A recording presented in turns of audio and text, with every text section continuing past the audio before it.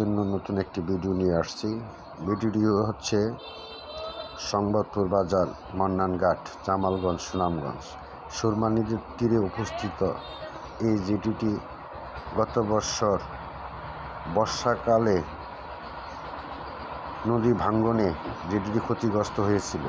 পানি উন্নয়ন বোর্ড পুনরায় এই জেটিটি নির্মাণ করেছেন। খুব সুন্দর একটি জেটি, কিন্তু সমস্যা রয়ে গেছে। তীরের সাইডে যে মাটি, এই মাটি ভরাট হয়নি। জিও ডাম্পিং একটি প্রকল্প ছিল, প্রকল্পে তারাও কাজ বন্ধ করে চলে যায়। তারপর জেটিটির কাজ আসে। এখন বর্ষা শুরু হলে এই জেটিটি ক্ষতিগ্রস্ত হবে। তীরের সাইডের যদি মাটি সরে যায়, আবার জেটিটি ভেঙে পড়বে। আপনারা দেখেন, সুন্দর একটি ভিডিও। আপনারা সবাই মনোযোগ সহকারে এই ভিডিওটি দেখবেন। ধন্যবাদ সবাইকে।